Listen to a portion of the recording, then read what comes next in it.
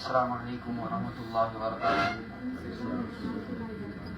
புண்ணிய ஹாஜியாக்களே, அல்லாஹுடைய மிக பெரும் பேரருளால், அவனுடைய பேருதவியால் அல்லாஹு தாலா நம்மை எல்லாம் இந்த மக்கா மாநகரில் ஒன்று கூட்டி அவனுக்கு பிரியமான, அவனை நெருங்கக்கூடிய உம்ராக்களையும் தவாஃபுகளையும் பாவ மன்னிப்புகளையும் இஸ்திஃபார்களையும் இந்த இடத்தில் அல்லாஹு தாலா நம்மை எல்லாம் செய்ய வைத்தான். அல்ஹம்துலில்லாஹ். இதற்காக அல்லாஹுக்கு நாம் அதிகமாக நன்றி செலுத்தக்கூடியதாக இருக்க வேண்டும். இன்ஷா அல்லாஹ் நாளை மறுதினம் அண்ணனை பெருமானா ஸல்லல்லாஹு அலைஹி வஸல்லம் அவர்களை சுமந்திருக்கின்ற புனித பூமியான அல் மதீனா அல் முனவராவிற்கு நாம் எல்லாம் செல்ல இருக்கின்றோம். அந்த மதீனா முனவராவிலே நாம் எல்லாம் எவ்வாறு நடந்து கொள்ள வேண்டும், அங்கு என்னென்ன அமல்கள் செய்ய வேண்டும், அந்த பூமியுடைய சிறப்புகள் என்ன என்பது பற்றி இன்றைய தினம் மௌலானா மௌலவி பீர் முகமது அன்வாரி அவர்கள் உரையாற்றுவார்கள்.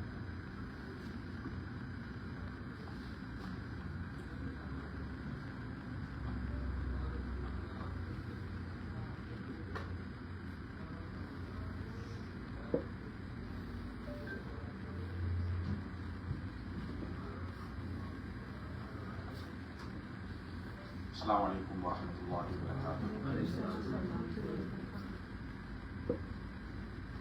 إرفان என்னுடைய ஃபோன் என்னுடைய ஒருத்தர் ஸலவாத் சொல்லிக்கங்க. اللهم صل على محمد وعلى آل محمد كما صليت على إبراهيم وعلى آل إبراهيم إنك حميد مجيد. اللهم بارك على محمد وعلى آل محمد كما باركت على إبراهيم وعلى آل إبراهيم إنك حميد مجيد. الحمد لله رب العالمين والعاقبة للمتقين والصلاة والسلام على نبينا محمد وعلى آله وصحبه وسلم تسليما. أما بعد، قال الله عز وجل في القرآن العظيم والفرقان المجيد بعد أعوذ بالله من الشيطان الرجيم بسم الله الرحمن الرحيم. إن الله وملائكته يصلون على النبي يا أيها الذين آمنوا صلوا عليه وسلموا تسليما. صدق الله العليم. وقال نبينا رسول الله صلى الله عليه وسلم لا يؤمن أحدكم حتى أكون أحب إليه من والديه وولده والناس أجمعين. صدق أو كما قال عليه الصلاة والسلام. புகழனைத்தும் அல்லாஹ் ஒருவனுக்கே உரித்தாகுக. சலாமும் சாந்தியும் எங்களது உயிரிலும் மேலான கண்மணி நாயகம் ரசூலுல்லாஹி ஸல்லல்லாஹு அலைஹி வஸல்லம் அவர்கள் மீதும், அவர்களின் வழியை பின்பற்றிய சத்திய சஹாபாக்கள், தாபீன்கள், தபா தாபீன்கள், வலிமார்கள், ஷுஹதாக்கள், குறிப்பாக அல் பஷாரத் ஹஜ் உம்ரா சர்வீஸின் மூலமாக வந்திருக்கக்கூடிய உங்கள் அனைவர்கள் மீதும் அல்லாஹுடைய கருணையும் சலாமும் சாந்தியும் என்றென்றும் எப்பொழுதும் உண்டாவதாக. ஆமீன். வந்திருக்கக்கூடிய உங்கள் அனைவர்களுக்கும் அல்லாஹ் நீண்ட ஆயுளையும் எல்லா விதமான கைரும் பரக்கத்தையும் கொடுத்து, தாங்கள் செய்த துஆக்களையும் தாங்கள் செய்த உம்ராக்கள் தவாஃபுகளையும் அல்லாஹ் கபூல் செய்வானாக. எந்தெந்த துஆக்களை எல்லாம் ரப்பிடத்திலே இறைவனிடத்திலே கேட்டீங்களோ அனைத்து துஆக்களையும் அல்லாஹ் கபூல் செய்வானாக. மீண்டும் மீண்டும் இந்த புனிதமிக்க பூமிக்கு வரக்கூடிய பாக்கியத்தையும், ஹஜ்ஜையும் உம்ராவையும் அடிக்கடி செய்யக்கூடிய பாக்கியத்தை வல்ல ரஹ்மான் நமக்கு தருவானாக. அதற்குண்டான உடல் ஆரோக்கியம், அதற்குண்டான பொருளாதாரத்தையும் அல்லாஹ் நமக்கு வழங்குவானாக. அல்ஹம்துலில்லாஹ். கண்ணியமிக்க ஹாஜிகளே, அல் பஷாரத் ஹஜ் உம்ரா சர்வீஸின் மூலமாக மக்கா நகருக்கு வருகை தந்து அல்ஹம்துலில்லாஹ் 2-3 உம்ராக்களை நீங்கள் நிறைவு செஞ்சிருப்பீங்க. இந்த மக்கா நகரத்திலே எப்படி இருக்க வேண்டும் என்பதை கமருதீன் ஹசரத் அவங்க பேசினாங்க. மக்கா நகரத்துல என்ன அமல்கள் செய்யணும், எப்படி இங்க இருக்க வேண்டும் என்பதை உங்களுக்கு அவர்கள் சொன்னார்கள். அடுத்து இந்த மக்கா நகரத்தை விட்டு நாம் இன்னும் சில நாட்கள்ல மதீனாவிற்கு நாம் செல்ல இருக்கிறோம். இந்த மதீனாவிற்கு சென்றால் அங்கு நாம் எப்படி இருக்க வேண்டும், அங்கு என்ன அமல்கள் நாம் செய்ய வேண்டும் என்பதை, அதனுடைய சிறப்புகளை பற்றி இன்ஷா அல்லாஹ் சிறிது நேரம் நாம் உரையாற்றுகிறோம். சாதாரணமாக உலக ரீதியாக ஒரு இடத்திலிருந்து இன்னொரு ஊருக்கு போவதற்கு முன்பதாகவே இன்றைக்குள்ள பிள்ளைகள் என்ன செய்யறாங்க, கூகுள்ல சர்ச் பண்ணி பாக்குறாங்க. அந்த ஊருக்கு போனா எங்க போய் தங்கலாம், என்ன உணவுகள் கிடைக்கும். உதாரணத்திற்கு கொடைக்கானலுக்கு போகணும்னா கூட அங்க போய் தங்குனா எங்க சீப் அண்ட் பெஸ்டா தங்கலாம், என்ன உணவுகள் கிடைக்கும் என்பதையெல்லாம் விவரங்களை தெரிந்து கொண்டு என்ன செய்யறாங்க, ஒரு இடத்துக்கு பயணம் போறாங்க. ஆனால் உலக ரீதியாக போகக்கூடிய இந்த பயணங்கள் இருக்கிறது அல்லவா, மன நிம்மதியை அளிக்கலாம், நன்மைகள் அளிக்குமா? நன்மைகள் கிடைக்காது. எம்பெருமானார் ரசூலை கரீம் ஸல்லல்லாஹு அலைஹி வஸல்லம் அவர்கள் சொன்னார்கள், லா துஷத்து ரிஹால இல்லா இலா ஸலாஸத மஸாஜிதீன். அதிக நன்மையை தரக்கூடிய 3 பள்ளி வாசல்களை பற்றி சொன்னார்கள். ஒன்று மஸ்ஜிதுல் ஹராம் காபா, இரண்டாவது மதீனத்துல் முனவ்வரா, மூன்றாவது பைத்துல் முகத்தஸ். இந்த 3 இடங்களும் அதிக நன்மையை தரக்கூடிய இடம் என்பதாக, பள்ளி வாயில்கள் என்பதாக ஸல்லல்லாஹு அலைஹி வஸல்லம் அவர்கள் கூறியிருக்கிறார்கள். ஆகையால அல்ஹம்துலில்லாஹ் அதிக நன்மையை நாடித்தான் பல லட்சங்களை செலவு செய்து பல மணி நேரங்கள் பறந்து நம்ம என்ன செஞ்சிருக்கோம், இந்த புனிதமிக்க மக்காவிற்கு வந்திருக்கிறோம். அடுத்து மதீனா செல்ல இருக்கிறோம். மதீனாவுடைய அங்கு போய் நாம் என்ன அமல்கள் செய்ய வேண்டும், அல்லாஹ் நமக்கு இடக்கூடிய ஒரு முக்கியமான ஒரு கட்டளை உண்டு. அல்லாஹ் தனது வான்மறை குர்ஆன் ஷரீஃபிலே நம்மை பார்த்து, மூமின்களை பார்த்து அல்லாஹ் கூறுகிறான், இன்னல்லாஹ வ மலாயிகத்துஹு யஸல்லூன அலன் நபி யா அய்யுஹல்லதீன ஆமனூ ஸல்லூ அலைஹி வ ஸல்லிமூ தஸ்லீமா. அல்லாஹ் நம்மையும் படைத்தான், ரசூல் ஸல்லல்லாஹு அலைஹி வஸல்லம் அவர்களையும் படைத்தான், உலகத்தை படைத்தான், உலகத்தில் கோடான கோடி ஜீவராசிகளை படைத்தான். இப்படிப்பட்ட ரப்பு அல்லாஹ், நான் நபியின் மீது ஸலவாத்து சொல்லுகிறேன், மலக்குமார்களும் ஸலவாத்து சொல்லுகிறார்கள், ஈமான் கொண்ட விசுவாசிகளை நீங்களும் நபியின் மீது ஸலவாத்தை சொல்லுங்கள் என்பதாக அல்லாஹ் நமக்கு கட்டளையிட்டான். அப்ப அல்லாஹுவே செய்கிறான் என்று சொன்னால், அவனுடைய மலக்குமார்களும் செய்கிறார் என்று சொன்னால், இது எப்படிப்பட்ட ஒரு சிறப்பு மிக்க ஒரு அமலாக இருக்கும் என்பதை நாம் சற்று சிந்தித்து பார்க்க வேண்டும். அப்ப இங்கிருந்து நம்ம மதீனாவுக்கு நம்ம போறோம். மதீனாவுல தவாஃப் கிடையாது, உம்ரா என்பதும் கிடையாது. அங்கு இபாதத், தொழுகை மட்டும்தான், ஜியாரத்துக்கள் இருக்கிறது. பரலான தொழுகையை நாம் மஸ்ஜிதுல் ஹரமிலே, அந்த மஸ்ஜிதுல் நபவியிலே நாம் என்ன செய்ய வேண்டும், பரலான தொழுகையை நாம் என்ன செய்ய வேண்டும், அங்கே நிறைவேற்ற வேண்டும். அதற்கு பிறகு என்ன ஒரு அமல், எம்பெருமானார் ஸல்லல்லாஹு அலைஹி வஸல்லம் அவர்கள் மீது ஸலவாத்தை ஓதுவதுதான் ஒரு சிறந்த அமலாக இருக்கிறது. ஏனென்றால் அல்லாஹ் தனது வான்மறை குர்ஆன் ஷரீஃபில் நமக்கு கட்டளையும் இடுகிறார். நபிகள் பெருமானார் ஸல்லல்லாஹு அலைஹி வஸல்லம் அவர்கள் சொல்கிறார்கள், மன் ஸல்லா அலைஹி ஸலாத்தன் ஸல்லல்லாஹு பிஹி அலைஹி அஷ்ரா.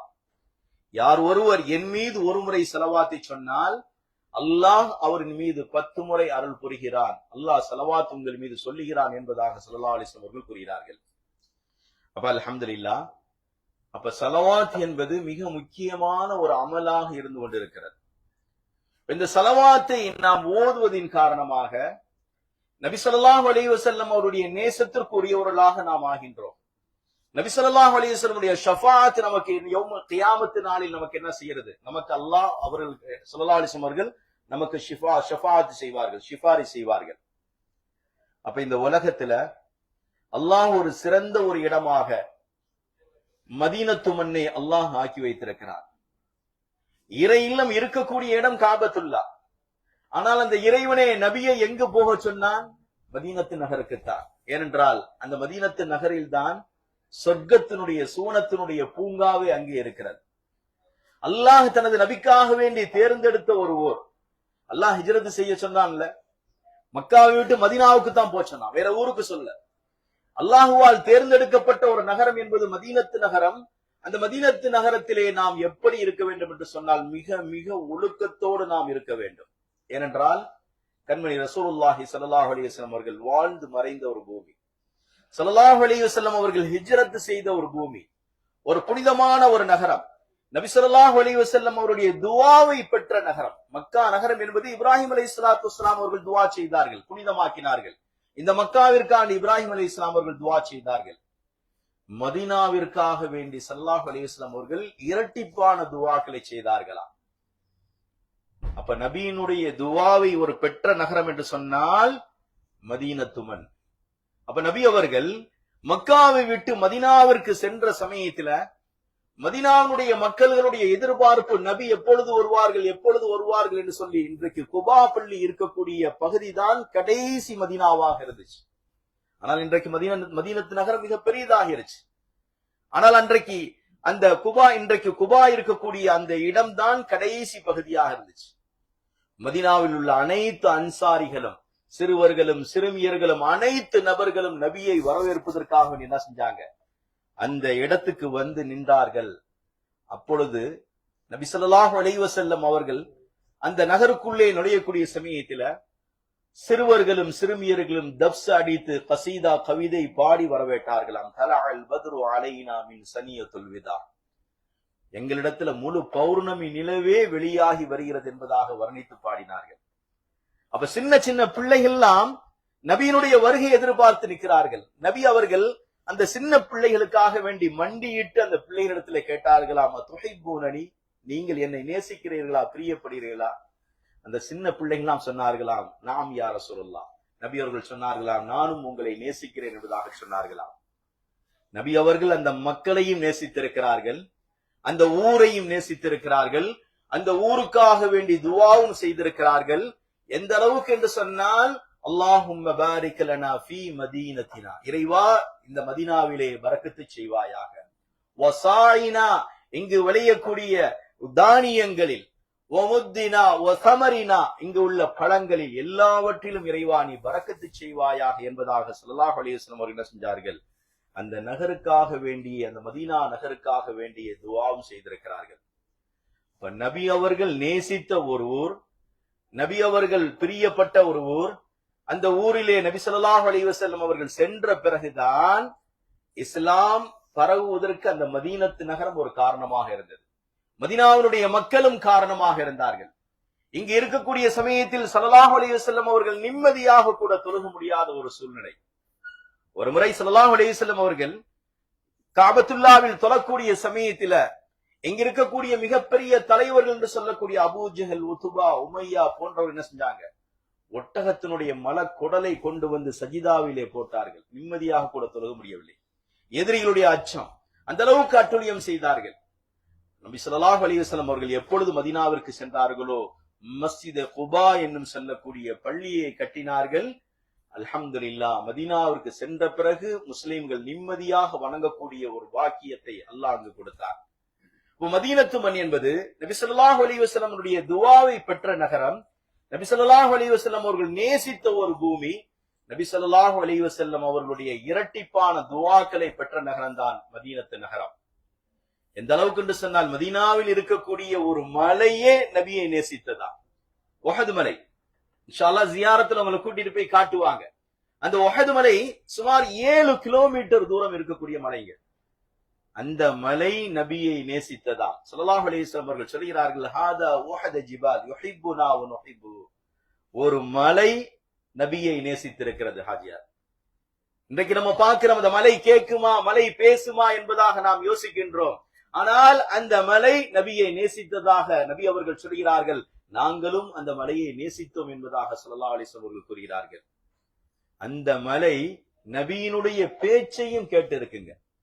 இன்றைக்கு நாம் ரசூலுல்லாஹி ஸல்லல்லாஹு அலைஹி வஸல்லம் உம்மத் என்பதாக நாம் சொல்லிக் கொள்கின்றோம். எத்தனையோ நபியினுடைய சுன்னாவுக்கு நம்ம மாற்றம் செஞ்சுக்கிட்டு இருக்கிறோம். நபியினுடைய பேச்சுக்கு நாம் மாற்றம் செய்தவர்களாக நாம் வாழ்ந்து கொண்டிருக்கிறோம். சாதாரணமான ஒரு மலை என்பதாக நாம் சொல்கின்றோம். அந்த மலையிலே ஸல்லல்லாஹு அலைஹி வஸல்லம் அவர்களும் அவர்களோடு அபூபக்கர் சித்திக் ரலியல்லாஹு தஆலா அன்ஹு அவர்களோடு உமரும் உஸ்மான் ரலியல்லாஹு தஆலா அன்ஹு என்ன செய்கிறார்கள், அந்த உஹது மலைக்கு மேலே ஏறுறாங்க. உஹது மலைக்கு மேலே ஏறக்கூடிய சமயத்தில் ஃபரஜஃபல் ஜிபால், அந்த மலை அப்படி குலுங்குச்சான் கிடுகிடுகின்று. நபி அவர்கள் அந்த மலையை பார்த்து சொன்னார்களாம், யா உஹத் உஸ்புர், காலை என்ன செஞ்சாங்களாம், அந்த மலையில அடிச்சுனாங்களாம், அமைதியாக நில், நடுங்காதே குலுங்காதே, ஃபைன்னமா அலைக நபியுன் வ சித்தீகுன் வ ஷஹீதா, உன்னின் மீது ஒரு நபியும் ஒரு அபூபக்கர் சித்திக்கும் 2 சுஹதாக்களும் இருக்கிறார்கள், அமைதியாக நில் என்று சொன்னவுடன் அந்த மலை குலுங்கிய மலை அப்படியே நின்று நபியுடைய பேச்சை கேட்டார். ஸல்லல்லாஹு அலைஹி வஸல்லம் உடைய பேச்சை கேட்ட மலை. நபி அவர்கள் சொன்னார்கள், இது சொர்க்கத்தினுடைய மலையும் என்பதாக சொன்னார்கள். அப்ப நபியை நேசித்திருக்கிறது அந்த மலை. அப்ப நபியை அந்த மலை நேசித்திருக்கிறது என்று சொன்னால் அவருடைய உம்மத்தாகிய நாம் எந்த அளவுக்கு நபியை நாம் நேசிக்க வேண்டும். ஸல்லல்லாஹு அலைஹி வஸல்லம் அவர்கள் சொன்னார்கள், லா யுமினு அஹதுக்கும் ஹத்தா அகூன அஹப்ப இலை, உங்களில் ஈமான் கொண்டவராக நீங்கள் ஆக முடியாது எதுவரைக்கும் என்று சொன்னால் உங்களுடைய பொருளாதாரம், மனைவி, மக்கள் எல்லாவற்றையும் விட நீங்கள் நபியை நேசிக்காதவரை ஈமான் கொண்டவராக ஆக முடியாது என்பதாக ஸல்லல்லாஹு அலைஹி வஸல்லம் அவர்கள் கூறியிருக்கிறார்கள்.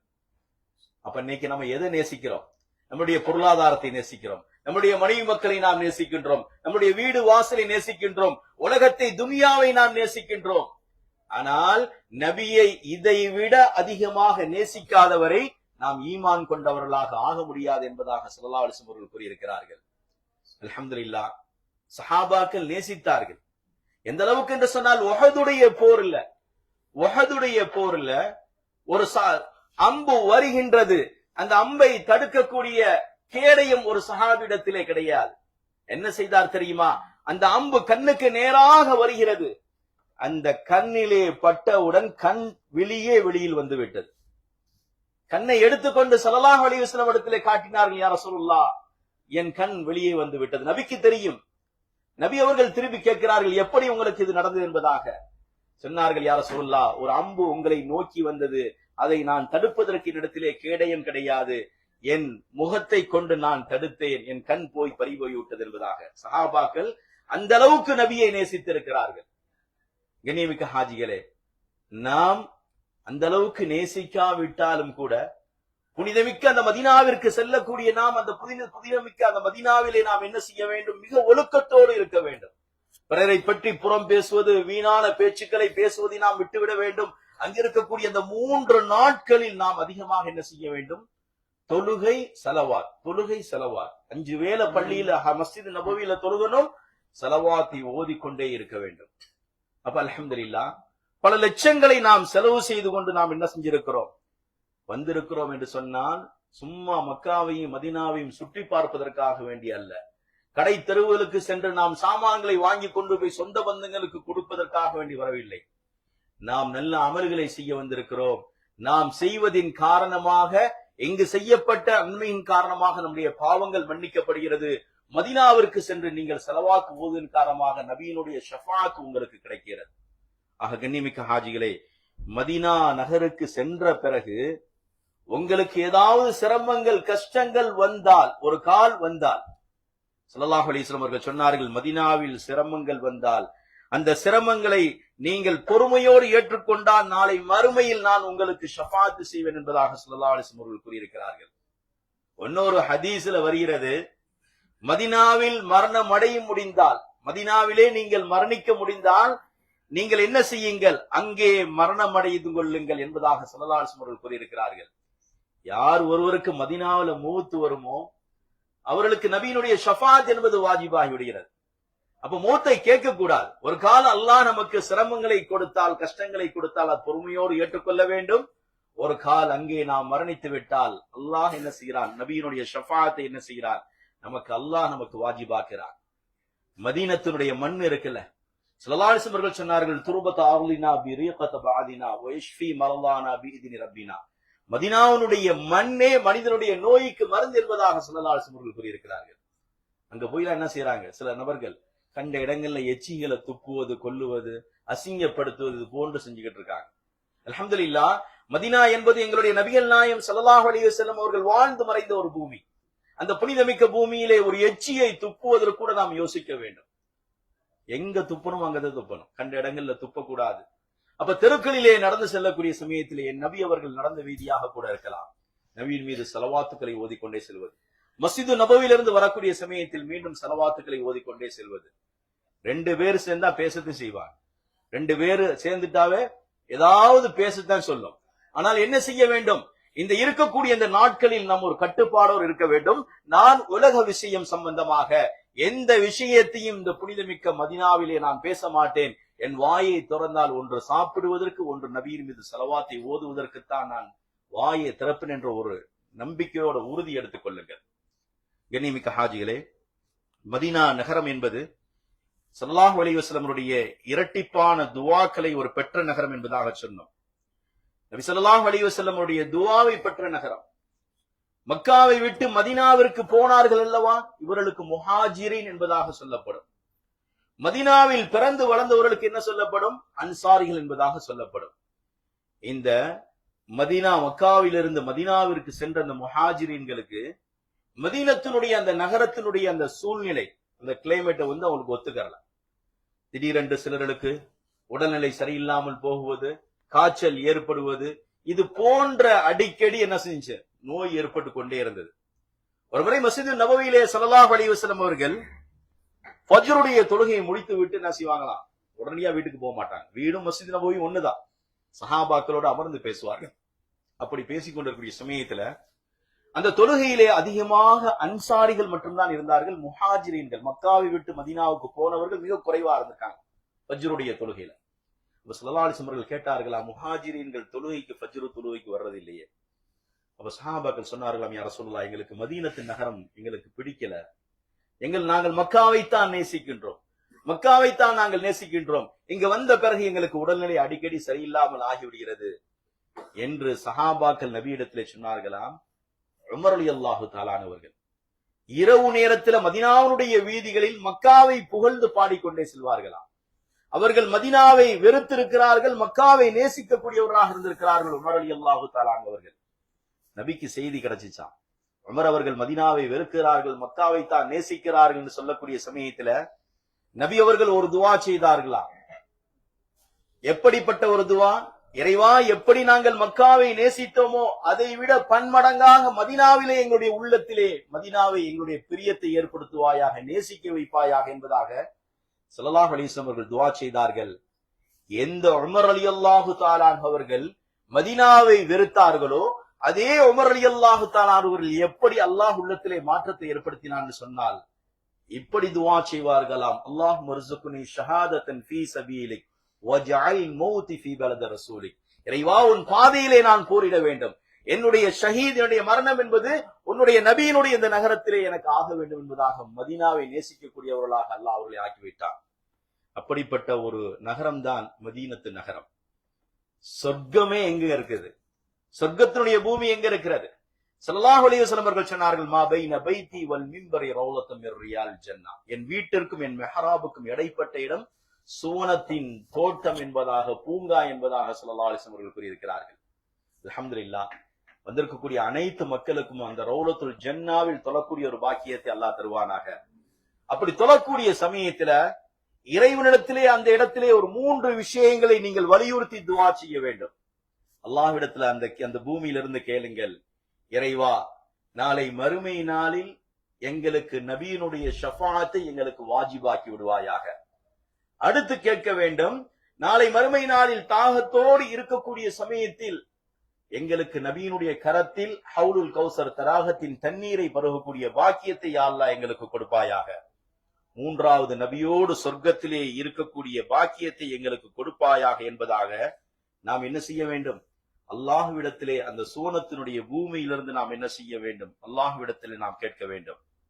நபிகள் நாயகம் ஸல்லல்லாஹு அலைஹி வஸல்லம் சொன்னார்கள், மறுமையில் என்னோடு இருப்பவர்கள் யார் என்று சொன்னால், யார் என் மீது அதிகமாக ஸலவாத்துக்களை ஓதுவாரோ அவர் என்னோடு இருப்பார் என்பதாக ஸல்லல்லாஹு அலைஹி வஸல்லம் கூறியிருக்கிறார்கள். அப்ப நபியோடு நம்ம எல்லாம் இருக்கணும் இல்ல?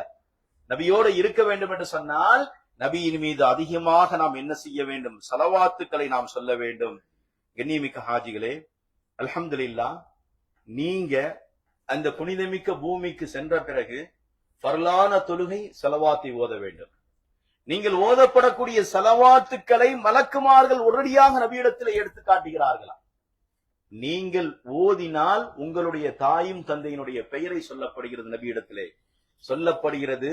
நீங்கள் சொல்லப்படக்கூடிய சலாத்தை எடுத்து வைக்கப்படுகிறது. நீங்கள் சொல்லக்கூடிய சலாமையும் நபியிடத்திலே எத்தி வைக்கப்படுகிறது. நபி அவர்களுக்கு அல்லாஹ் ரூஹை மீண்டும் கொடுக்கிறார். உங்களுடைய சலாமுக்கு பதிலளிக்கிறார்கள் ஸல்லல்லாஹு அலைஹி வஸல்லம் அவர்கள். ஹதீஸிலே வருகிறது, மாமின் அஹதின் யுஸல்லிமு அலைய ஃபரத்துல்லாஹு ரூஹி. யார் ஒருவர் என் மீது சலாமை சொன்னால் அல்லாஹ் எனக்கு ரூஹை மீண்டும் கொடுக்கிறான், அவருடைய சலாமுக்கு நான் பதில் சொல்கிறேன் என்பதாக ஸல்லல்லாஹு அலைஹி வஸல்லம் அவர்கள் கூறுகிறார்கள்.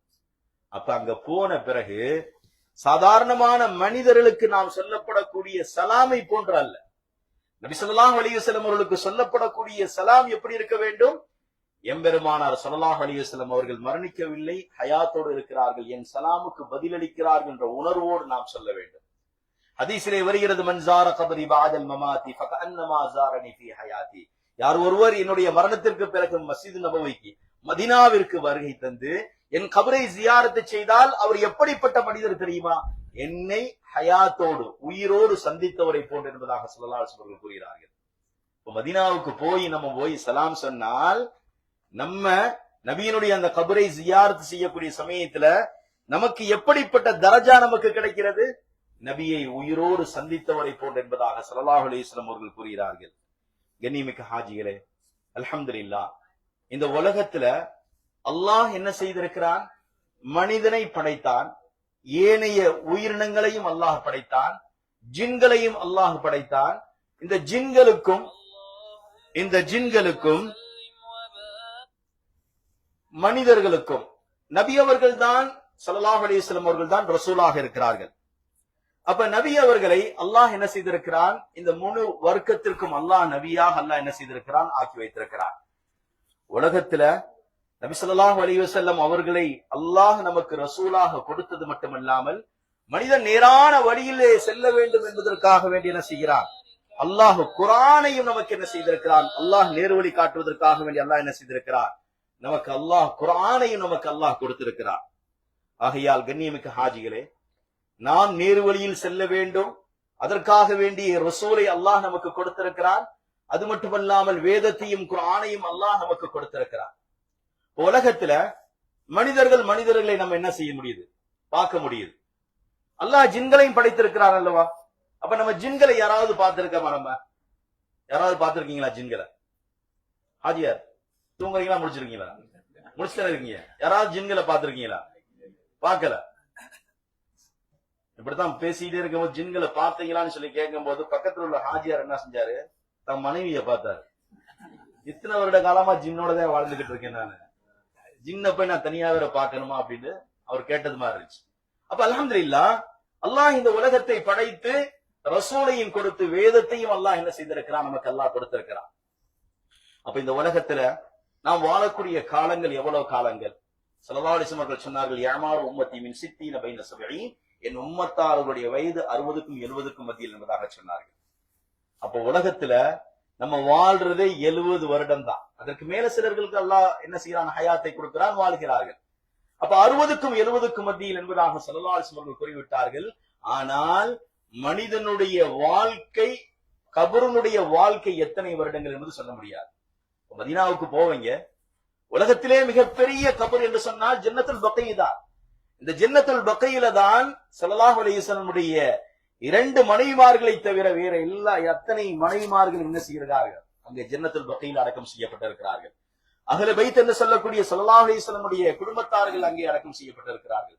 ஏனைய சஹாபாக்கள் அடக்கம் செய்யப்பட்டிருக்கிறார்கள். இவர்கள் எல்லாம் எப்பொழுது மரணித்தார்களோ இன்றைய வரைக்கும் கபரிலே இருந்து கொண்டிருக்கிறார்கள்.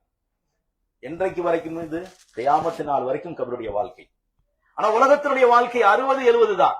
ஆனால் மன்னரையினுடைய வாழ்க்கை தனிமையான வாழ்க்கை. எத்தனை வருடங்கள் உள்ளே நாம் இருக்க வேண்டும் என்பதை நம்மளால் அறிய முடியாது.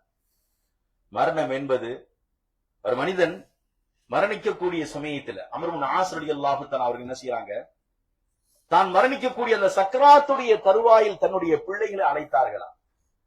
பிள்ளைகளிடத்திலே சொன்னார்களாம், நான் மரணிக்க போகிறேன், எனக்கு சக்கராத்து வந்து விட்டது என்று சொல்லக்கூடிய சமயத்தில் பிள்ளைகள் கேட்டார்களாம், சக்கராத்தை பற்றி எங்களுக்கு சொல்லுங்கள் என்பதாக. அப்ப அவங்க வாப்பா சொன்னாங்களாம், ஒரு ஊசியை கொடுக்கப்பட்ட அந்த ஊசியினுடைய துளை உள்ளுக்கே நுழையுங்கள் என்பதாக சொல்லப்படுகிறது. ஊசியினுடைய சின்ன ஓட்டையில் நம்ம நுழைய முடியுமா?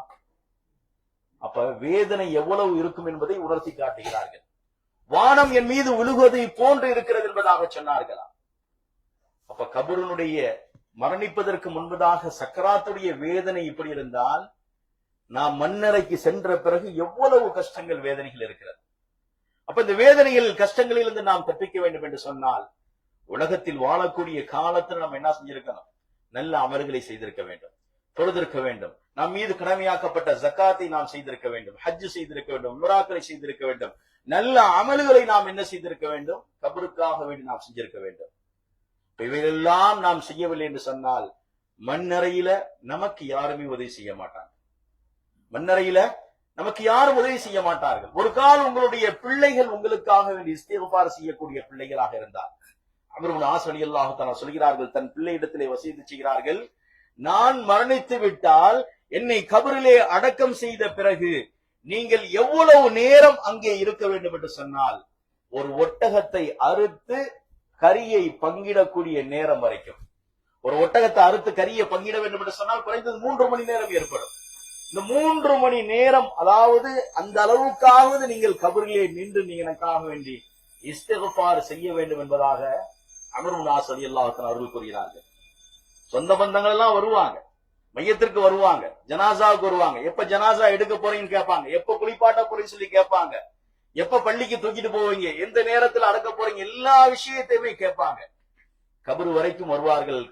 கபருஸ்தானுக்கு சென்ற பிறகு பார்த்தால் 2-3 நபர்களாக சேர்ந்து ஊர் பலாயத்தை பேசிக்கிட்டு இருப்பாங்க. இறந்தவரை பற்றி கவலைப்படுவார்களா? யாரும் கவலைப்பட மாட்டார்கள். அடக்கம் செய்து விட்டால் ஃபாத்திஹா என்ற துவாவை ஓதி முடிக்கிறதுக்கு முன்பாதே சிலர்கள் போயிடுவாங்க. சில நெருங்கிய உறவுகள் மட்டும் அங்கே இருப்பார்கள்.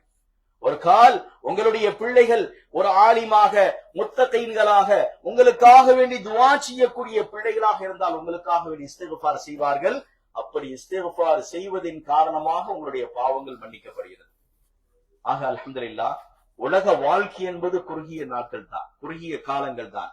ஆனால் மறுமையினுடைய வாழ்க்கை என்பது இருக்கிறது, அது நிரந்தரமான வாழ்க்கை. எத்தனை வருடம் கபரிலே இருப்போம், அதற்கு பிறகு எப்பொழுது நம்மை கேள்வி கணக்கு கேட்டு சொர்க்கமா நரகமா என்பது எப்பொழுது நியமிக்கப்படும் என்பது சொல்லப்படும் என்பது நமக்கு தெரியாது.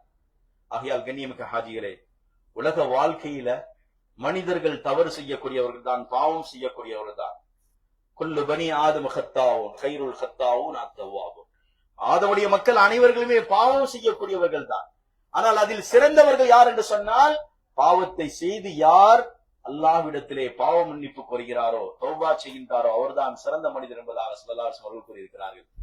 ஆகையால கண்ணியமிக்க ஹாஜிகளே, அல்ஹம்துலில்லாஹ், இந்த உலகத்துல நல்ல அமல்களை செய்ய வேண்டும், இறைவனை வணங்க வேண்டும் என்பதற்காக வேண்டித்தான் அல்லாஹ் இங்கே நம்மை என்ன செய்திருக்கிறான்? உலகத்துக்கு அனுப்பியிருக்கிறான். உலக வாழ்க்கை என்பது நிரந்தரமான ஒரு வாழ்க்கையே கிடையாது. எப்பொழுது மரணம் வரும், எங்கே மரணிப்போம், எப்படி மரணிப்போம் என்பது எல்லாம் அல்லாஹ்வுக்கு தான் தெரியும். அப்ப மரணம் வருவதற்கு முன்பதாக அனைத்தையுமே நாம் தயார் செய்து கொள்ள வேண்டும். ஒருவர் இறந்து விட்டால் அவரால் மீண்டும் எழுந்து தொழுக முடியுமா? அல்லது இறைவனிடத்திலே பாவ மன்னிப்பு கோர முடியுமா? கண்டிப்பாக முடியாது. ஆனால் நமக்கு முடியும். அல்லாஹ் நமக்கு உயிரை கொடுத்திருக்கிறார். அதனால் ஒரு மையத் இறந்து விட்டால் அதால் ஒன்றும் செய்ய முடியாது. நமக்கு அந்த பாக்கியத்தை அல்லாஹ் கொடுத்திருக்கிறார். மரணம் வருவதற்கு முன்பதாகவே நாம் என்ன செய்ய வேண்டும்? இறைவனிடத்திலே நீங்கள் பாவ மன்னிப்பு கோரி நீங்கள் தௌபா செய்து விடுங்கள். இந்த உம்ராவுடைய வாழ்க்கை என்பது அல்லாஹ் உங்களுக்கு கொடுத்த மிகப்பெரிய ஒரு பாக்கியம். உலகத்துல எவ்வளவு பேர் முஸ்லிம்கள் இருக்காங்க, லால்பேட்டையே எடுத்துக்கங்க, எவ்வளவு பேர் இருக்காங்க.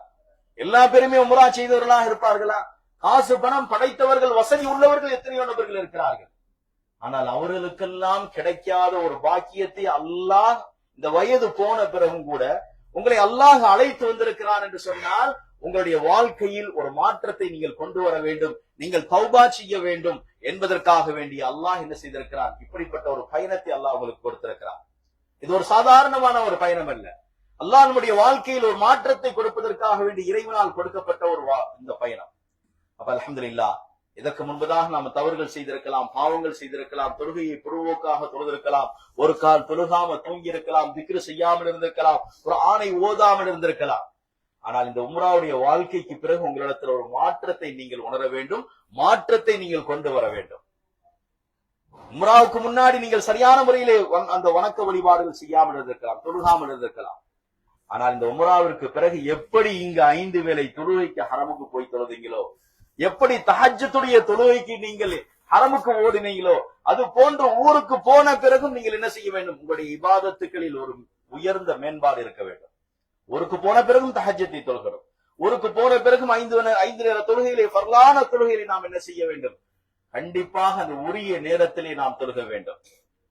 இல்ல உம்ராவுக்கு முன்னாடி நான் எப்படி இருந்தனோ அப்படித்தான் நான் இருப்பேன்டால் நீங்கள் செய்த இங்கு செய்யப்பட்ட அமல்கள் இறைவனிடத்திலே கபூலாகவில்லை என்பதாகத்தான் அர்த்தம். உங்களுடைய இபாதத்தில மாற்றம் இருந்தால் நீங்கள் செய்த இபாதத்துக்கள் இறைவனிடத்திலே கபூலாகிவிட்டது. உங்களிடத்திலே மாற்றம் வரவில்லை என்று சொன்னால் உங்களுடைய இபாதத்துக்கள் துஆக்கள் இறைவனிடத்திலே ஏற்றுக்கொள்ளப்படவில்லை என்பதாகத்தான் பொருள். ஊருக்கு போன பிறகு அல்ஹம்துலில்லாஹ் உங்களுடைய உறவினர்கள் எல்லாம் உங்களை சந்திக்க வருவாங்க, உங்களை பார்க்க வருவாங்க. ஊருக்கு மக்காவிற்கு வழி அனுப்புவதற்காக வேண்டியும் வந்திருப்பார்கள். உங்களிடத்திலே உங்களுடைய கரங்களை பிடித்து என்ன செய்திருப்பார்கள்? எங்களுக்காக வேண்டி துஆ செஞ்சுட்டு வாங்க, ரசூல் ஸல்லல்லாஹு அலைஹி வஸல்லம் அவர்களுக்கு எங்களுடைய சலாமை சொல்லுங்கள் என்பதாக உங்களிடத்திலே வழி அனுப்பக்கூடிய சமயத்தில் சொல்லியிருப்பாங்க. அல்ஹம்துலில்லாஹ் அவர்களின் சார்பாகவும் மதீனாவுக்கு போன பிறகு நீங்க என்ன செய்யணும்? சலாமை நீங்கள் அங்கு சொல்ல வேண்டும். சலாம் சொல்லக்கூடிய முறையை அங்கு சொல்லி தருவாங்க. எப்படி அங்கு நபி அவர்களுக்கு சலாம் சொல்ல வேண்டும், அவர்களோடு அடக்கப்பட்டிருக்கக்கூடிய 2 சஹாபாக்களுக்கு எப்படி சலாம் சொல்ல வேண்டும் முறையை என்ன செய்வாங்க? சொல்லி தருவாங்க. அவர்களுடைய சலாமையும் நீங்கள் எத்தி வைக்க வேண்டும். வழி அனுப்ப வந்தவர்கள் மீண்டும் மக்காவிலிருந்து வந்த பிறகு உங்களை சந்திப்பதற்காக வேண்டிய வருவாங்க. நீங்க மக்காவிலிருந்து பேரிச்சம்பளம் கொண்டு வந்திருப்பீங்க, ஜம்சம் தண்ணி கொண்டு வந்திருப்பீங்க, தஸ்பீ மணி கொடுப்பீங்க, அத்தர் கொடுப்பீங்க. இதெல்லாம் வாங்குவதற்காக வேண்டி வருவதில்லை. அவங்க எல்லாம் என்ன நோக்கத்தோடு வருவாங்க தெரியுமா? இவர்களுடைய கரங்கள் காபத்துல்லாவை தொட்டு இருக்கும், இவருடைய கண்கள் காபாவை பார்த்து இருக்கும். இவர்கள் எம்பெருமானார் ரசூலுல்லாஹி கரீம் ஸல்லல்லாஹு அலைஹி வஸல்லம் புனிதமிக்க மதீனாவுக்கு போயிட்டு வந்திருக்கிறார்கள். அதே போன்று இவர்கள் பரக்கத்தை பெற்று வந்திருப்பார்கள். இவர்களை நாம் முசாஃபஹா செய்தால், தொட்டால், இவர்களை பார்த்தாலே நமக்கும் அந்த பரக்கத்து வரும் என்ற நியத்தோடு என்ன செய்வார்கள்? உங்களை சந்திக்க வருவாங்க உறவினர்கள். நீங்க கொடுக்கிற பேரிச்சம்பழத்திற்கும் கொஞ்சம் ஜம்சம் தண்ணிக்கல்ல. அப்படி வரக்கூடிய மக்கள் உங்களை பார்த்தவுடன் அவர்களுக்கு என்ன என்ன ஏற்பட வேண்டும் தெரியுமா? நானும் உம்ராவிற்கு சென்று இவர்களை போன்ற ஒரு ஆபிதாக, இபாதத் செய்யக்கூடிய பெண்ணாக, இபாதத் செய்யக்கூடிய ஹாஜியாக நான் மாற வேண்டும் என்ற எண்ணம் அவர்களுக்கு வர வேண்டும். அப்ப உங்களுடைய வாழ்க்கையில மாற்றம் இருந்து அவர்கள் மாற்றத்தை கண்டு அவருடைய எண்ணத்துல என்ன செய்யணும்? உங்களை போன்று ஆக வேண்டும் என்று சொன்னால் ஊருக்கு போன பிறகு நீங்களுடைய இபாதத்துடைய விஷயத்தில் அதிகம் கவனம் செலுத்த வேண்டும். ஒரு கால் அவர்கள் வரக்கூடிய சமயத்துல உங்களை சந்திக்க வர்றாங்க, கையில தஸ்பீ மணியோட உட்கார்ந்து தஸ்பீ ஓதிக்கிட்டு இருக்கீங்க, உங்களை பார்த்தால் மகிழ்ச்சி அடைவார்கள். குர்ஆனை ஓதிக்கிட்டு இருந்தீங்க, உங்களை பார்த்தால் மகிழ்ச்சி அடைவார்கள். தொழுது கொண்டிருந்தீர்கள், உங்களை பார்த்தால் அவர்கள் சந்தோஷம் அடைவார்கள். அதே சமயத்தில் நீங்கள் அவர்கள் வரக்கூடிய சமயத்துல ஒரு சின்னத்திரை சீரியல், ஒரு நாடகத்தை, ஒரு சினிமாவை அல்லது தொழுகாமல் இப்படி இருந்தா அவங்களை பார்த்து என்ன நினைப்பாங்க? உங்களை பார்த்தா இறையச்சமே வராது. மக்காவுக்கு போயிட்டு வந்த பிறகும் இவர் திருந்தவில்லையே, மக்காவிற்கு சென்று வந்த பிறகும் இவர்கள் திருந்தவில்லை என்பதாக உள்ளத்தில் அவர்கள் வருத்தப்படுவார்கள். அவர்கள் வருத்தப்படுவார்கள் என்பதற்காக வேண்டிய அல்ல, நம்மை படைத்த ரப்பு நம்மை பார்த்து கொண்டிருக்கிறார். எத்தனையோ மனிதர்களுக்கு கிடைக்காத பாக்கியத்தை அல்லாஹ் உங்களுக்கு கொடுத்திருக்கிறான் அல்லவா? அப்ப அல்லாஹ்வுக்கு நாம் நன்றி செலுத்த வேண்டும் அல்லவா? அப்ப நாம் என்ன செய்ய வேண்டும்? நம்முடைய வாழ்க்கையில் மாற்றத்தை கொண்டு வந்து நாம் உலகத்தில் வாழக்கூடிய சமயத்தில் இறையச்சம் உடையவர்களாக, தக்வா உடையவர்களாக நாம் என்ன செய்ய வேண்டும்? வாழ வேண்டும். அல்ஹம்துலில்லாஹ் இந்த மக்காவிலும் மதீனாவிலும் செய்யப்படக்கூடிய அமல்களுக்கு அல்லாஹ் இரட்டிப்பான கூலிகளை வழங்குகிறான். ஏன் கொடுக்கிறான்? உங்களை விருந்தாளியாக அழைத்திருக்கிறான். விருந்தாளியாக அழைத்து உங்களை கண்ணியப்படுத்துகிறார். நீங்கள் செய்யப்படக்கூடிய அமல்களுக்கு அல்லாஹ் என்ன செய்கிறான்? இரட்டிப்பான கூலிகளை அல்லாஹ் கொடுக்கிறார். ஆகையால் இங்கிருந்த நாட்கள் கடந்து விட்டால் மீண்டும் திரும்பி வராது. இங்கு உள்ள நேரங்கள் கடந்து விட்டால் மீண்டும் நாம் திருப்பி எடுக்க முடியாது. அல்லாஹ் மீண்டும் வரக்கூடிய பாக்கியத்தை உங்களுக்கு அல்லாஹ் தருவானாக. ஒரு கால் வராமல் போய்விட்டால் சும்மா இருந்த காலங்கள், சும்மா நேரத்தை விவாதத்தில் கழிக்காமல் நாம் ஓய்வெடுத்த அந்த நாட்களை நினைத்து நினைத்து நாம் வருத்தப்படுவோம். ஆகையால் கண்ணியமிக்க ஹாஜிகளே, அல்லாஹ் அந்த பாக்கியத்தை நமக்கு கொடுத்திருக்கிறான். நல்ல முறையில் பயன்படுத்திக் கொள்ளுங்கள். அதிகமாக தவாஃபுகளை செய்யுங்கள். நபி அவர்கள் கூறினார்கள், மன் தாஃப ஃபில் பைத்தி உஸ்புஆன், அதாவது தவாஃப் செய்யறோம் இல்லையா, இது நம்முடைய பாவத்திற்கு பரிகாரம் என்பதாக ஸல்லல்லாஹு அலைஹி வஸல்லம் கூறியிருக்கிறார்கள். தவாஃப்ல எத்தனை எட்டு எடுத்து வைக்கிறோம், ஒவ்வொரு எட்டுக்கும் அல்லாஹ் என்ன செய்கிறான், ஒரு பாவத்தை மன்னிக்கிறான், ஒரு நன்மை எழுதப்படுகிறது, ஒரு தரஜாவும் கூட்டப்படுகிறது. அப்ப அல்ஹம்துலில்லாஹ், பாவத்தை மன்னிக்கப்படுவதற்கு தவாஃப் இங்கே இருக்கிறது. நபியினுடைய ஷஃபாஅத்தை பெறுவதற்கு மதீனத்து மண்ணிலே நீங்கள் அதிகமாக ஸலவாத்துக்களை ஓதிக்கொள்ளுங்கள். அல்லாஹ் நாளை மறுமையில் நபியினுடைய ஷஃபாஅத்திற்குரியவர்களாக அல்லாஹ் நம்மை ஆக்குவானாக. கண்ணியமிக்க ஹாஜிகளே, இங்கு செய்யப்படக்கூடிய அமல்களுக்கு அல்லாஹ் இரட்டிப்பான கூலியில கொடுக்கிறான்னு சொன்னோம்ல. நீங்கள் ஒரு சுப்ஹானல்லாஹ் சொன்னாலும் அதற்கு அதிகமான நன்மைகள், அல்ஹம்துலில்லாஹ் சொன்னாலும் அதற்கு ஒரு அதிகமான நன்மைகள், அல்லாஹு அக்பர் என்று சொன்னாலும் அதிகமான நன்மைகள். இங்கு செய்யப்படக்கூடிய அமல்களுக்கு அல்லாஹ் இரட்டிப்பான கூலியிலே கொடுக்கிறார். அதே போன்று ஒரு ரியால் நீங்கள் சதக்கா செய்தாலும் அதற்கும் இரட்டிப்பான கூலிகள் கிடைக்கிறது.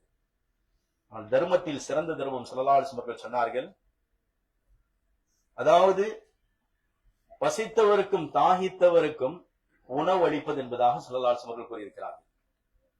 ஒரு சஹாபி அவர்கள் நபியிடத்தில் கேட்டார்கள், இஸ்லாத்தில் சிறந்த செயல் அமல் எது என்பதாக. ஸல்லல்லாஹு அலைஹி வஸல்லம் சொன்னார்கள், உங்களுக்கு தெரிந்த நபராக இருந்தாலும் சரி, தெரியாத நபராக இருந்தாலும் சரி, நீங்கள் முந்திக் கொண்டு சலாம் சொல்லுவது, அடுத்து பசித்தவருக்கும் தாகித்தவருக்கும் உணவு கொடுப்பது என்பதாக ஸல்லல்லாஹு அலைஹி வஸல்லம் கூறியிருக்கிறார்கள். ஆகையால இந்த புனிதமிக்க பூமியில நாம் செய்யப்படக்கூடிய சதக்காக்களுக்கு அல்லாஹ் இரட்டிப்பான கூலியை வழங்குகிறார்.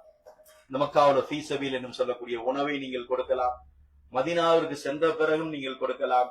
ஆகையால யாராவது அப்படி உணவு கொடுக்க வேண்டும் என்று நினைத்தால், நம்மளுடைய இப்ராஹிம் இருக்கிறாங்க, இர்ஃபான், இவங்களிடத்துல கேட்டு என்ன செய்யுங்க, அந்த ஃபீ சபீல் என்று சொல்லக்கூடிய உணவுகளை நீங்க என்ன செய்யுங்க, அல்லாஹ்வுடைய பாதையில் கொடுங்கள். அல்லாஹ் உங்களுக்கு இரட்டிப்பான கூலிகளை அல்லாஹ் வழங்குவார். நபிகள் நாயகம் ஸல்லல்லாஹு அலைஹி வஸல்லம் சொன்னார்கள், அஸ்ஸதகத்து ரத்துல் பலா வல் கலா, நீங்கள் செய்யப்படக்கூடிய சதக்கா இருக்கிறதே உங்களுடைய தலைவிதியை மாற்றும் என்பதாக ஸல்லல்லாஹு அலைஹி வஸல்லம் கூறியிருக்கிறார்கள். ஆகையால் அல்ஹம்துலில்லாஹ், இந்த புனிதமிக்க பூமியில வந்திருக்கக்கூடிய உங்களுக்கு அதிகமாக சதக்காக்களை செய்யக்கூடிய ஒரு பாக்கியத்தையும், நல்ல அமல்கள் செய்யக்கூடிய பாக்கியத்தையும் வல்ல ரஹ்மான் உங்களுக்கு தருவானாக. வாஹிரு தஅவானா அனில் ஹம்துலில்லாஹி ரப்பில் ஆலமீன். அஸ்ஸலாமு அலைக்கும் வரஹ்மத்துல்லாஹி வபரகாத்துஹு.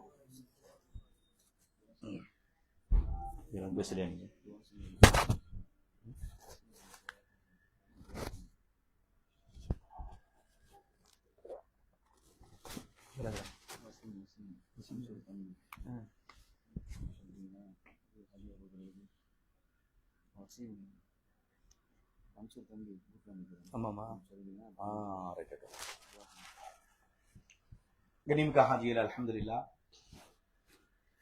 இங்க இருக்கக்கூடிய காலங்கள்ல உங்களுக்கு உணவை பரிமாறக்கூடியவர் பாகிஸ்தான் வசி, உங்களுடைய சதகாக்கள் அவர் கொடுக்கலாம். போகக்கூடிய சமயத்தில் நம்மால் என்ன முடியுமோ அது என்ன செய்யறது, அவருடைய கையில சதகாவாக ஹதியாவாக என்ன செய்யறது, அவர்கிட்ட கொடுங்க. உணவுகளை கொடுப்பதாக இருந்தால் இன்ஷா அல்லாஹ் முன்கூட்டியே என்ன செய்யுங்க, இப்ராஹிம் கிட்ட பதிவு பண்ணிக்கோங்க. சாப்பாடு எத்தனை சாப்பாடு நீங்க கொடுக்குறீங்களோ அதை பதிவு பண்ணிக்கோங்க. அதனுடைய ரேட்டை இன்ஷா அல்லாஹ் அவங்க சொல்லுவாங்க. அல்லாஹ்வுடைய விருந்தினர்களாக வந்திருக்கக்கூடிய எத்தனையோ நபர்கள் உணவுக்காக வேண்டி வரிசையில் நிக்கிறத நம்ம பார்க்கிறோம். கடையில காலையில கொடுக்குறாங்க, மதியம் கொடுக்குறாங்க, நைட்டு கொடுக்குறாங்க. இது போன்ற கடைகள்ல பணத்தை செலுத்தி கொடுக்குறாங்க. அதெல்லாம் கொஞ்சம் தரமற்ற உணவாகத்தான் இருக்கிறது. சும்மா அந்த கோழியை மாத்திரம் சாப்பிடுறாங்க, ரைஸை தூக்கி வீசிடுறாங்க. ஆனா அல்ஹம்துலில்லாஹ், நம்மளுடைய கிச்சன்ல சமைக்கக்கூடிய சாப்பாடு நல்ல தரமாக இருக்கும், நல்ல ருசியாக இருக்கும். ஆகையால் அப்படி ஃபீ சபீல் கொடுப்பதாக இருந்தால் இப்ராஹிம் இடத்துல முன்கூட்டியே பதிவு பண்ணி கொடுங்க. பிஸ்மில்லாஹிர் ரஹ்மானிர் ரஹீம். அல்ஹம்துலில்லாஹி ரப்பில் ஆலமீன். حمدا يوافي نعمه يكافي مزيدا وعفو عنا يا كريم يا رحيم يا الله. اللهم صل على محمد وعلى آل محمد كما صليت على إبراهيم وعلى آل إبراهيم إنك حميد مجيد.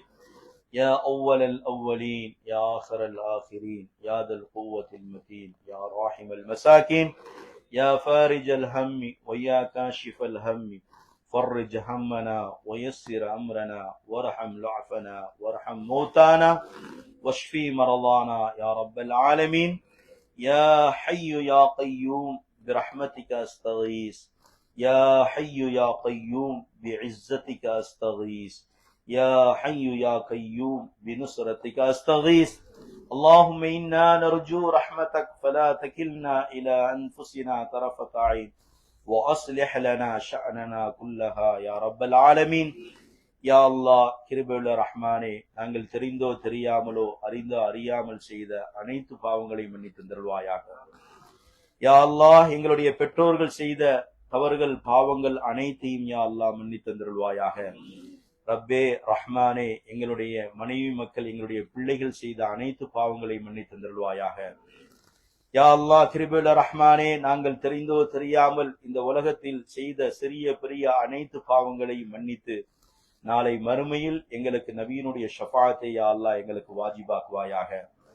இறைவா, நாங்கள் பாவம் செய்யக்கூடியவர்கள், நீ அந்த பாவத்தை மன்னிக்கக்கூடிய கஃபாராக இருக்கிறாய். எங்கள் மீது கருணை மழை பொழிந்து எங்களுடைய பாவங்கள் அனைத்தையும் மன்னித்து யா அல்லாஹ் இறுதி தருவாயில் பாவம் மன்னிப்பு பெற்றவர்களாக எங்களுடைய ரூஹை கைப்பற்றுவாயாக. யா அல்லாஹ் கிருபையுள்ள ரஹ்மானே, கபருடைய வேதனையிலிருந்தும் நாளை மறுமையினுடைய நரக நெருப்பிலிருந்தும் எங்களை பாதுகாப்பாயாக.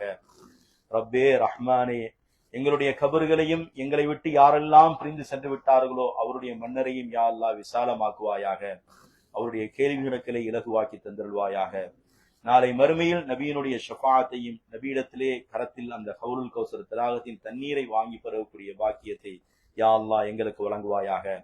நபியோடு சொர்க்கத்திலே இருக்கக்கூடிய பாக்கியத்தை யா அல்லாஹ் எங்களுக்கு கொடுப்பாயாக. ரப்பே ரஹ்மானே, எங்களுக்கு புனிதமிக்க இந்த மக்காவிற்கு வரக்கூடிய பாக்கியத்தை கொடுத்தாய். உம்ராவின் தவாஃபையும் செய்யக்கூடிய பாக்கியத்தை கொடுத்தாய். நாங்கள் செய்த அனைத்து துவாக்களையும் இபாதத்துக்களையும் யா அல்லாஹ் கபூல் செய்வாயாக. இறைவா ரப்பே ரஹ்மானே, இந்த உம்ராவுடைய வாழ்க்கைக்கு பிறகு எங்களுடைய வாழ்க்கையில் தக்வா உள்ள ஒரு வாழ்க்கையாக யா அல்லாஹ் எங்களை ஆக்குவார் ரஹ்மானே. எல்லா விதமான பாவத்தை விட்டு எங்களை பாதுகாப்பார் ரப்பே ரஹ்மானே. 5 வேளை தொழுகைகளை பேணுதலாக தொழக்கூடியவர்களாக எங்களை ஆக்குவாயாக. ரப்பே ரஹ்மானே, எந்த நேரமும் உன்னுடைய திக்ரிலும் யா அல்லாஹ் உன் நினைப்பிலும் வாழக்கூடிய மக்களாக எங்களை ஆக்குவாயாக. யா அல்லாஹ் உன்னுடைய திருமறையை ஓதக்கூடிய பாக்கியத்தையும் நபி ஸல்லல்லாஹு அலைஹி வஸல்லம் அவர்கள் மீது ஸலவாத் ஓதக்கூடிய மக்களாக எங்களை ஆக்கி வைப்பாயாக. ரப்பே ரஹ்மானே, உன்னிடத்திலே நாங்கள் எப்படி கேட்க வேண்டும், எதை கேட்க வேண்டும் என்று கூட எங்களுக்கு தெரியவில்லை. நாங்கள் பலகீனமான அடியார்களா இருக்கிறோம். படைத்த ரப்பே, எங்களுடைய தேவைகள் அனைத்தையும் யா அல்லாஹ் எங்களுக்கு தந்தருள்வாயாக.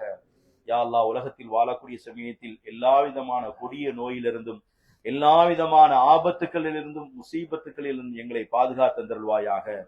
திடீரென்று வரக்கூடிய மரணத்தை விட்டும் திடீரென்று வரக்கூடிய ஆபத்தை விட்டும் திடீரென்று வரக்கூடிய நோயிலிருந்தும் எங்களை பாதுகாப்பாயாக. மருத்துவமனை செலவிலிருந்து எங்களை பாதுகாப்பாயாக. எம்பெருமானார் ரசூலை கரீம் ஸல்லல்லாஹு அலைஹி வஸல்லம் அவர்கள் கூறினார்கள், அல்லாஹ்விடத்தில் கேட்பதாக இருந்தால் அல்லாஹும்ம இன்னா நஸ்அலுக்கல் அஃப்வ வல் ஆஃபியா, இறைவனிடத்தில் நீங்கள் அஃப்வையும் ஆஃபியத்தையும் கேளுங்கள் என்பதாக சொன்னார்கள். ரப்பே, எங்களுடைய பாவத்தை மன்னித்து எங்களுடைய உடல் ஆரோக்கியத்தை எங்களுக்கு வழங்குவாயாக. யா அல்லாஹ் கிருபையுள்ள ரஹ்மானே, சங்கை மிக்கவனே, நாங்கள் இந்த உம்ராவிற்காக வேண்டி செலவழித்த பணத்தை எங்களுக்கு பன்மடங்காக யா அல்லாஹ் அதில் பரக்கத்து செய்வாயாக.